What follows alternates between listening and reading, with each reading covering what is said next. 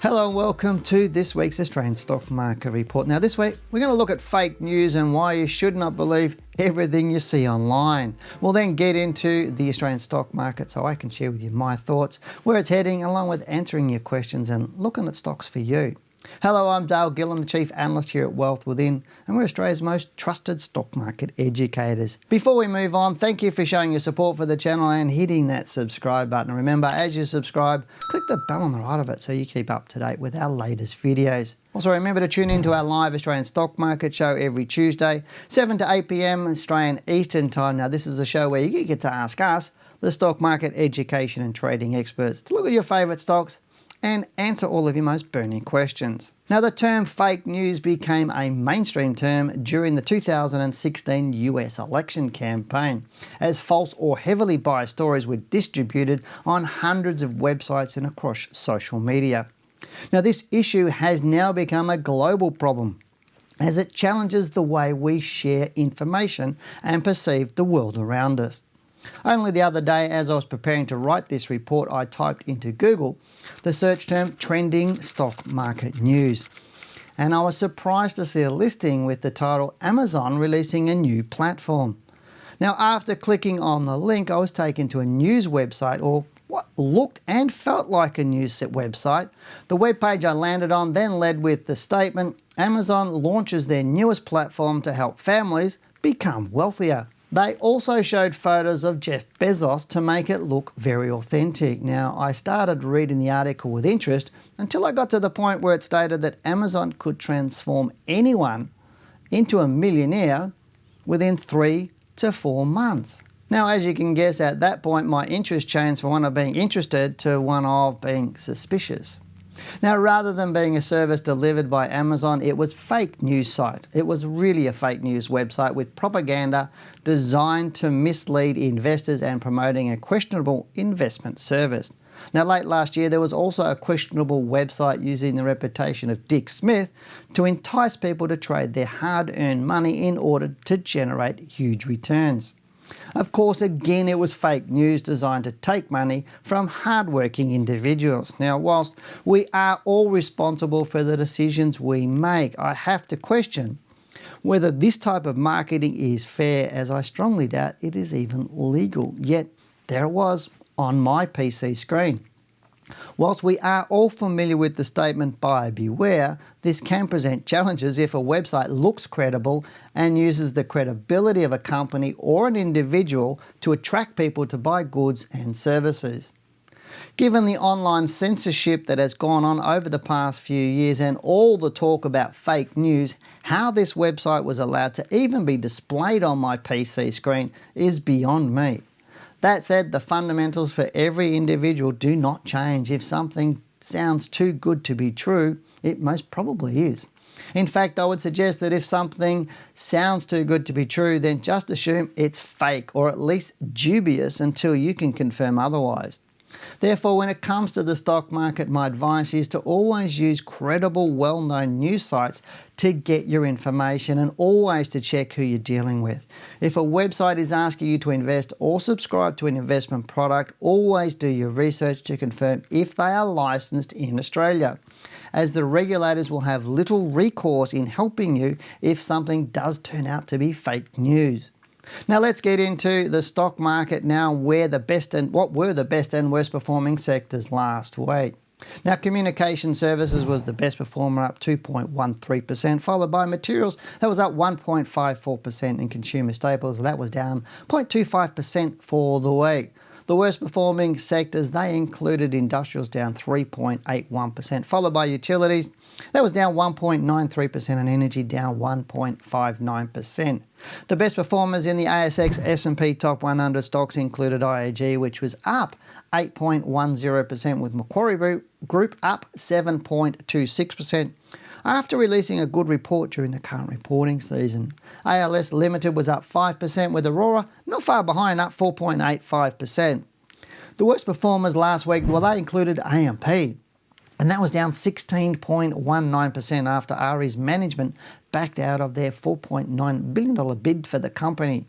Challenger also fell heavily, down 12.89%, while Boral, that was down 7.86%. So what do I expect in the market moving forward? Well, let's get into the charts for our S&P 500 All Ordinaries Index update for this week. We'll also answer your questions and look at the stocks that you've chosen for me. A quick reminder before the video starts. This report is an educational tool, and as such, your personal circumstances have not been considered. We hope you enjoy this week's report. Well, again, the stock market has been quite interesting the last week and not necessarily doing what I've expected. I know, 2 weeks ago I thought the market would go down for another week, and it went down on the Monday and traded up for the rest of the week. Last week I thought it would probably go up, and it went up on the Monday and then traded down the rest of the week. So it did the opposite, roughly the opposite of what I thought it would do, even though it went in the direction I thought for at least one day. It didn't do the rest, and that's what I was saying to you a few weeks ago. I thought the market would be a little bit volatile for a number of reasons, one of which is we're in reporting season and the market tend to be a little bit more volatile, but right now there's a lot more heightened volatility in the market, obviously, with people jumping on things, if that makes sense, and randomly picking stocks and trying to ramp them, that sort of stuff. We're seeing a lot of that, which is more bubblish type of behavior. And when we see that, we do get some form of, I won't say indecision, but we get some erratic behavior, not only in stocks, but also in the market. And we're seeing that at this point in time. But let's go and have a look at the chart. Now, on your screen is my chart that you would have seen last week, with the monthly chart on the All Ordinaries Index on the left and the weekly on the right. I'm just going to bring up the weekly chart, and then I'll take you to another chart where I've got some more work onto it. Now, looking at this is the previous all-time high from February last year, which was the week ending the 21st of February. So it's nearly a year since we've seen that. It's taken us nearly a year to get back to this point where the S&P and the Dow and other markets in the US have actually broken through that level. Now, there's a few things I want to share with you. If we're looking at here, let's just use some momentum for a bit of it. And we're looking at that first run out of the March 2020 low through to that June high. You can see it sort of went on that roughly that angle, but it doesn't generally go for that long. You can see there's for a couple of weeks it went on that angle, for another couple of weeks it went on that angle, for a few more weeks it went on that angle, and currently it's not doing that. But if we keep going on that angle, then I would suggest, this market, if we do get an up week this week, it would travel along this up to around about 7,500 points, maybe even up to 7,600 points. So my point from a momentum point of view, if we do start getting a move up here, and it needs to go above that high of last week, which was 7,181.5 points. If it does that, then we are more bullish, I would suggest now, for probably in the next 4 to 6 weeks, maybe 8 weeks, our market will be moving up. Now, that said, I do think we need a bit more of a sustained move down, because the market can't keep moving at the rate it has been since March last year. We do need to find a yearly low, basically, and I'm expecting that sort of April, May-ish at this point in time. So we're just searching for a high. So this move up may be a little bit short and sharp if it does happen, but it is possible we will get a move down and we'll go below the low of 2 weeks ago, which is 6,770.8 points. So it is possible, because I did think we were going to get another week down before we took off, and that's, if you go back and look at some of my recordings, you would have seen that I was expecting. If I go and use my trend arrow tool, which I think I've got now, there it is. So at this point in time, I was thinking this would probably happen and then move up to make new highs. It didn't actually occur. So what I'm thinking of at the moment is we could now be going down into that. So there's one of two possibilities, and there is always two sides to the story. And I know some people sometimes say, you're taking a bit of both sides, Dale. You have to. And when you're investing in trading, you have to know what's going to happen either way. Know what you would do regardless. I can't control the market. All I can control is when I get in and when I get out, nothing more. So I need to understand, if the market goes up, what's my strategy? And if the market goes down, what's my strategy? Because I'm not going to be right 100% of the time. So if the market goes up, where's it likely to go to? And why didn't that keep my tool? There's my tool. So if it does go up, I'm thinking it probably goes somewhere up in and around along that line, somewhere up between 75 and 7,600 points, and then come down into sort of April, May. And at this point in time, it's only conjecture, but let's just say 6,500 points, which will be the low. That's one theory that could actually occur.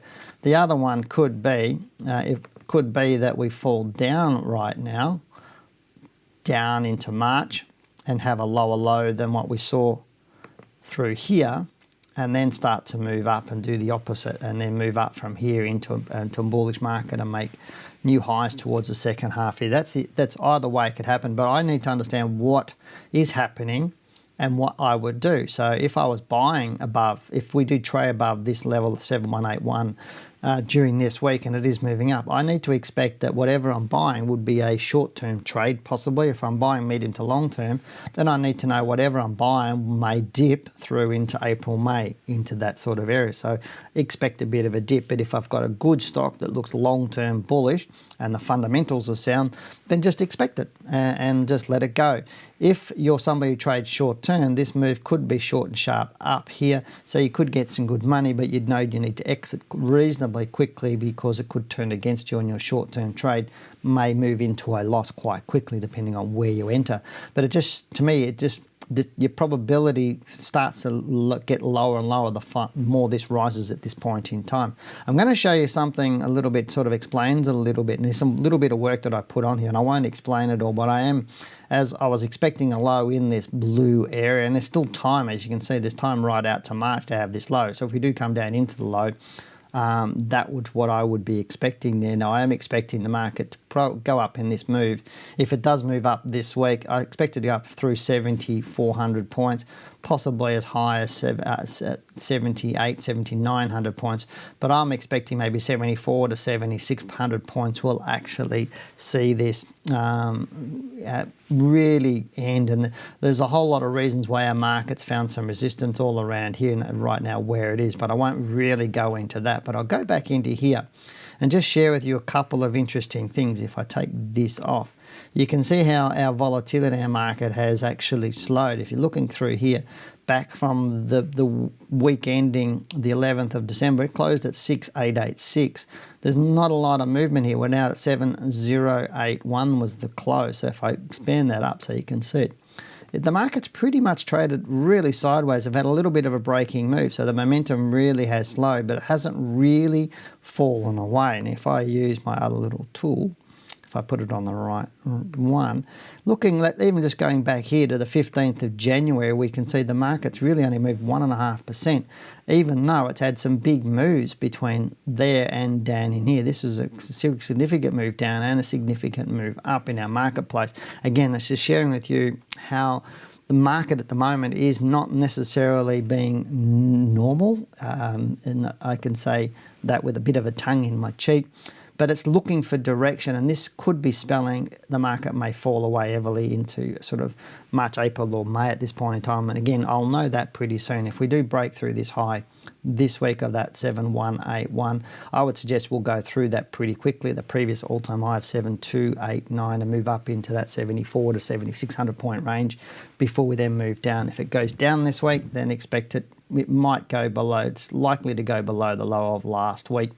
The week before, sorry, which is 6770. So that's my take on the market at the moment. So right now, I think just sit on your hands and just wait for that direction to be a little bit more confirmed. If it does go more bullish, then by all means buy some great stocks, but make sure you understand what length of time you're looking for, whether it's short, medium or long term, and make your decisions based on that. If it does go down, maybe you might need to get ready to exit some stocks.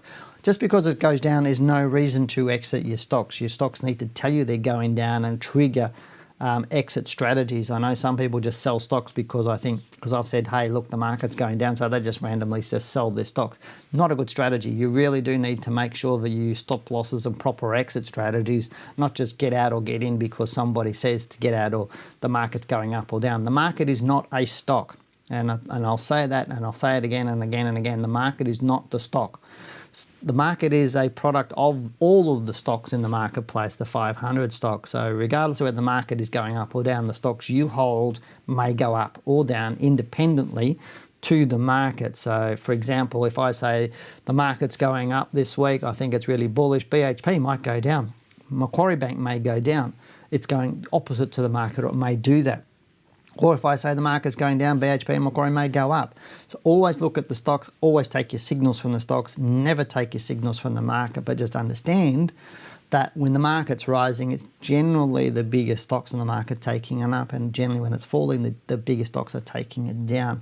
But the stocks you own may not go up or down with the market. So always make your decisions based on confirmation of the move from the stocks that you actually have. But let's now get into the questions from you today. The first question we have today is from Bratz Babes. I think that's how you say it.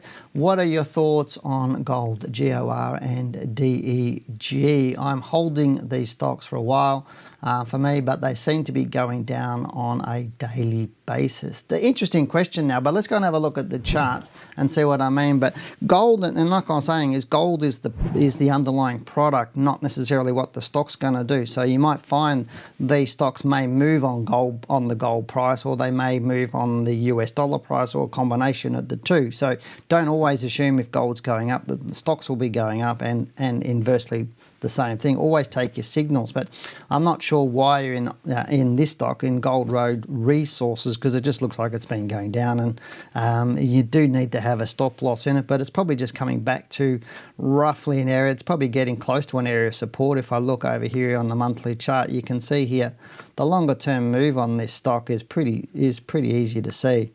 You've probably just bought in thinking gold was going to move, but you can look at that. That's pretty much, it's just come roughly back to its angle. Now, please do not assume that because I've drawn this line here that now that's finding support and it's going to start to rise up. Always, always, always, always have an exit strategy, and it has been going down since July last year. So you are right, it has been going down on a daily basis. If it breaks that low of $1.13, which it hasn't done yet, I believe, let me look at this, it's $1.16. If it breaks that low of $1.13, then it's going to go lower. It's pretty much as simple as that.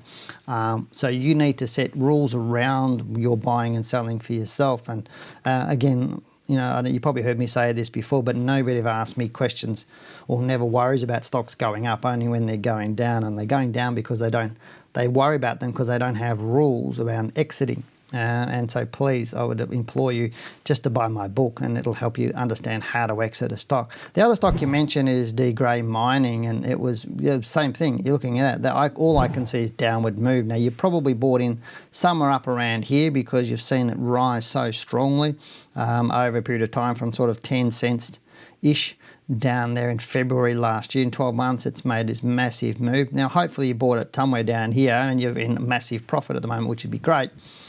But I suspect you're not making a profit and you've bought in too late and it's falling away. I can't give you any good news on this stock at all. I wouldn't have my money in it at all, but your choice. I'm not telling you to buy or sell or what you do with your money. You're just asking me what I'm thinking of the stock, and right now this stock is in a confirmed downtrend, and same with the other stock is in a confirmed downtrend. What you do with that information is really up to you. All I'm suggesting is you need to have rules around buying and selling, and really don't follow the market. So you need to put a line in the sand of where is enough for you, because some of these smaller stocks, these mining stocks and smaller mining stocks, they could go right back down. So this stock could go right back down to its 10 cents. I'm not saying it's definitely going to do that or any suggesting it will do that. All I'm saying is it could do that. And how would you feel if it did do that and you hadn't exited? And I'm not telling you to exit. I'm just saying make sure you got some rules around it. Draw your line in the sand and make sure you know why you're buying and why you're selling. So that's really my best advice.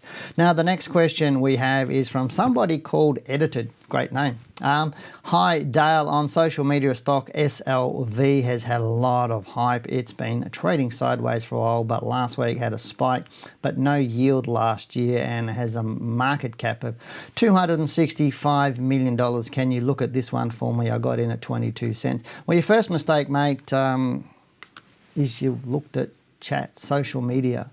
Don't take tips from social media. And Janine and I constantly say that. Keep out of social media. Don't take your tips from that. Know why you're buying and know you're selling. So let's go and have a look at the stock anyway and have a good look at it. Back on your screen, let me bring it up here. Now, it wasn't you quoted the code SLV. It's SVL, I guess, that because it took me a few minutes to figure it out what you were talking about, because you didn't mention the name of the stocks, but I'm guessing it's Silver Mines Limited with the stock code SVL, which you can see there, not SLV. But I guess you said you bought in around 20 odd cents here, somewhere around In here, it took off like a rocket, pretty much, possibly because of a chat forum. But interesting, if you look here, it gapped up. It probably went on to chat forums because it gapped up to up 26% on opening between 1 week and the next. It was up nearly 50% that week before coming down. And if I get rid of it, you can see there it closed down low. So most of the people would have been buying in here because of a chat forum or social media, only to end up the week losing money if they hadn't exited. And it was only up a few percent for the week, between 1 week to the next. Now, if I go and put my tool back on here again. Now, I'll explain a few more things for you in a second. If I put my tool on, it's currently up about 12% since whatever was going on those chat forums, etc. So last week when you sent me the question, early last week, this is what was going on. This is telling me that there's an issue here with the data. And what that means is it says the latest data for this is the 10th of February. So it might need updating. First thing it says to me is one thing, is my data up to date? Yes, it is. Second thing is this stock has had a trading halt on it. So which means it's not being quoted, which means my daily data, if I go down to daily and look at this, you can see my daily data finished on Wednesday last week. So that's where we're at. So something's going on. So all I did then was go, okay, well, what's happening? Then I went to the announcements and I just Googled it, and I'll bring up this, and this is from the silvermines.com. If you look at their website up there, silvermines.com, I just said Silver Mines ASX announcements. And that's all I did, and this came up on their website. And this is saying, pursuant to ASX Listing Rule 17.1, Silver Mines Limited hereby request a trading halt on its securities with immediate effect pending announcement relating to a capital raising. So it's stopped trading. So if you own that stock right now, you cannot sell that. You can't buy it, you can't sell it right now. And a lot of people treat that as a negative thing, and it's not necessarily. Now here it keeps going. It says the company anticipates that the request to lift the trading halt will be made no later than the opening of trade on Monday the 15th of February, concurrent with the release of an announcement in respect to capital raising. So by the time you see this video, we may have, the stock may be quoted, and we would have some details of any possible capital raising. Capital raising is not necessarily an exciting thing for the stock at this point in time, so it may, depending on what they want to, how they're going to capital raise, whether they want to raise it by selling shares at a slightly discounted price. So basically at the moment, even it's around about that sort of 26, 27 cents. I'll have a look at the chart and give you an example, whatever it is. It's, what is it? 27.2 cents. So 27.5 of a cent. And so they may put out a capital raising to sell the stock at 22 cents or 24 cents or 21 cents, lower than the current price, to get people enticed to buy it, to get a bit of a jump on that. So you might find the stock might fall a little bit, but you do need to understand why you bought this stock, rather than just being it's been on a social media and people talking about it. And this is why I constantly say, and Janine constantly says, have some rules around your buying and selling, because this is a stock I wouldn't trade. It just wouldn't trade it. It's too illiquid for me, and it runs on news and information, and it's a lot more guesswork. And to me, I know a lot of people say to me, well, hey, these things can go, 50% in a week or two. Yeah, they can. And this one did. But they can also do the exact opposite just as quickly, and you'll find that 9 times out of 10 or 8 times out of 10 you'll get burnt, and you might win a few times, but eventually the statistics show, and history constantly reminds us, that if you follow the herd, you'll get burnt eventually. You'll give the money back to the market. So nothing will replace knowing what to do yourself, why you're buying and why you're selling, and how to manage it. But right now, just look at the announcement, what happened, what they're doing with capital raising, because you do want to look at whether you want to keep holding on to it, because you're slightly in a profit right now. But by the time the announcement comes out, you may not be in a profit. And I don't know, because I can't read the announcements because it's happening sometime this morning, and I'm doing this before the market opens. Now, last week, I did ask you to tell me how you find stocks to buy now. Or do you do your own research? Do you subscribe to recommendation services or follow social media for tips? And it was really interesting following the post. Now, may I say, I was not really expecting many responses, as in my experience, I've found that most investors and traders don't really have any great plan or strategy when it does come to selecting the stocks for their portfolio. If instead I asked everyone to tell me what stocks they think will be the best performer. I get lots and lots of comments. Everybody can tell me about a stock I should be buying, but very few can tell me and articulate properly why they're buying it and what their process and strategy is. And even when I get in a room full of traders, you know, I used to do seminars all the time, and you know, you'd have 400, 500, 600 people in a room, 100 people, 500,000 people in a room. And you say, put your hand up if you've got a proper trading plan, and less than 10% of people would always put their hand up. The rest wouldn't. And you talk to people and they go, oh, I'm buying because and it's constant, just wishy-washy sort of answers about what their strategy is. The best investors, the best traders know exactly why they're buying and why they're selling and the process they're going to take there. So, but again, as I said, I get lots of comments if I just ask for a stock, but what's more important, knowing what to buy or knowing why you're buying it. That's the question, knowing what to buy or why you're buying it. Now, I'm sure you already know that my answer is and always will be why you are buying it. Now, following the herd, watching chat forums or getting hot tips will never be a solid strategy to consistently profit from the market. It will also never replace really understanding why you should own a stock. Now, some of you may be sitting out there going, Dave, you're full of BS. I'm following chat forums and I'm making money. Well, good luck to you. If that's what you're doing and you're making money, I don't have a problem with it. But no, history tells us that's fraught with danger, and the majority of people do end up losing. And I've seen people do it for 1, 2, 3 years, and all of a sudden they wipe themselves out. I've been around long enough to see people do it. I've been watching people buy all sorts of manner of the flavour of the month type thing, like GameStop or Bitcoin, or you know, whether it was FX options or my binary options or E-minis, and the list goes on and on and on and on to tech stocks, you name it. I've seen it so many times that people for a period of time make money by what they're doing, but eventually they give it back to the market if they don't respect the market and have the knowledge to do it. But I want to have a look at a couple of the great answers that we got from you, our viewers. Now, the first was from Night Owl, who says, I use screening programs to look for appropriate PE ratio, higher dividend yield, and acceptable equity debt ratio. So acceptable debt to equity ratio, PE yields. I would also add into that EPS, mate. I would add in EPS. It's really important to look in terms of growth as well, but you may already be doing that.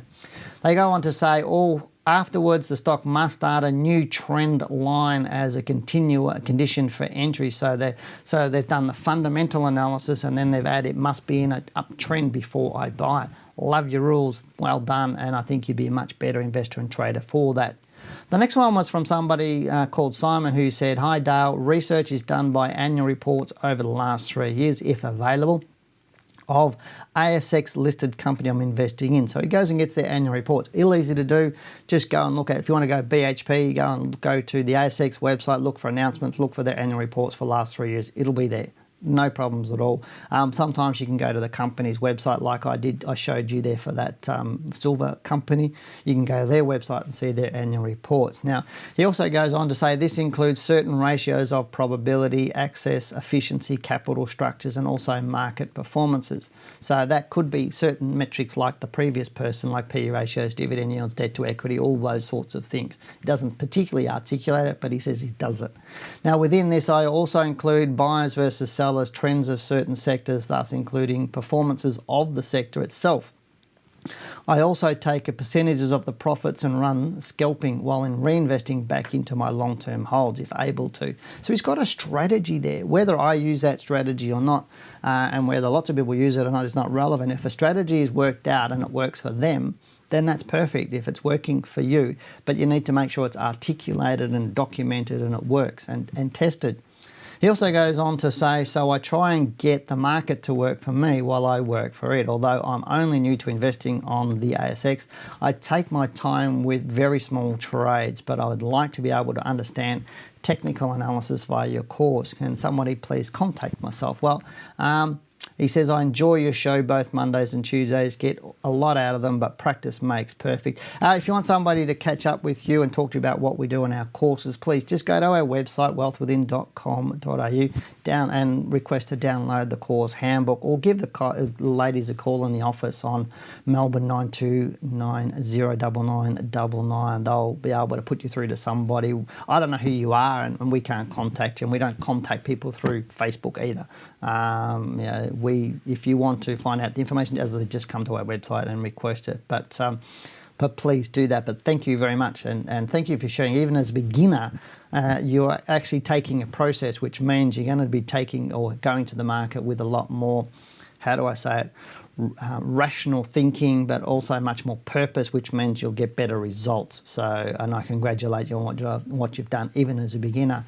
Then we had one from Rob who said, "Hi Dale, I used to use a paid subscription for share recommendations, and have also tried using fundamental filters in my ComSec account, but more recently I have had a lot of spare time, so I subscribe to a handful of YouTube channels and get my week's worth of stocks for research there. I still apply consistent rules when evaluating the stock, so I don't get sucked into FOMO and hot tips. I start with fundamental analysis, and if the stock checks those rules, I categorize them as either watch in brief or short list. I use technical analysis to the best of my ability on the stocks in my short list." How's that? So he does technical analysis and fundamental analysis. So first he does fundamental. He's got to work out what he's looking at, or what the value of the company is. And this is what we teach even in our basic getting started course, your trading mentor course that I mentor the students in. I answer all the questions. Is we say to people, the first thing is know why, but the first thing you always need to do is work out what fundamentally is good value. Fundamentals will tell you what you should be looking at. Technicals will tell you when you should buy and sell it, and that's really what you should be doing. So fundamentals tells you what you should be looking to buy and or sell, but not when. The technicals will tell you when. And so each one of those people, we're doing fundamental research as the first part. Fantastic, love it. And you should be doing that, but then you bring it down into the trend analysis and the technicals to fine tune your entries and exits. So whilst they may or may not be doing it perfect, as we would teach our students to do, they're doing it. And that's the important part, which means their probability of success is much higher than the majority of people I get to see on these channels or talk to out there that aren't students of ours. But thank you very much for sending in your questions. For all of those who sent in their answers to last week's questions, I really do appreciate it. And it gave us ability to help teach people and hopefully open a few doors for people to say, well, this is how I need to be doing it. And we really appreciate your participation and taking the time to do that. Now, if you wish to learn a solid strategy for consistently picking winning stocks, then get one of my books. You can get How to Beat the Managed Funds. So this book here, you can get that one for free, just pay shipping. All you do is you go to our website. On the homepage of the website up the top, it says there's a button there to click on it. You can do that. Or just ring the girls in the office. You can get the book sent out to you. So as I said, it's free. You just pay the shipping. Or you can get my second book, Accelerate Your Wealth, which is more for traders. So if you're more into trading, then you might like to get this book and order at the same time. When you talk to our girls, they'll be able to send them both out in the same package. Now, if you do have any questions, this one you got to pay for, the other one is free. You just pay shipping. But if you do have any questions that you want me to answer, please subscribe to the channel and stick your questions below. I'm happy to do that. Now, this channel is here to provide a safe, reliable, positive information to you, and more importantly, education to support you and everyone else. It's not a chat forum where individuals can post anything they like. We only accept constructive questions and comments. So if you're trying to ramp stocks and promote yourself or others, or your comments are just not in line with the purpose of this channel, expect that they're going to get deleted. It's about education and supporting everybody and helping everybody learn. That's what really this channel is about. There's plenty of chat forums out there. If you want to go and get lost in them, please do so. All that said, I'd love to answer your questions or look at stocks that you are really interested in at the moment. So remember, subscribe to the channel, stick your questions below, and we'll look at them in next week's report. Remember that here on this channel, we do these Monday market reports each and every week, and we also do our live stream every Tuesday night, 7 to 8 p.m. So hit the subscribe button now, click the bell on the right of it so you know when we upload and go live with our videos. I'm Dale Gillham, the Chief Analyst here at Wealth Within. Goodbye, good luck, and good trading.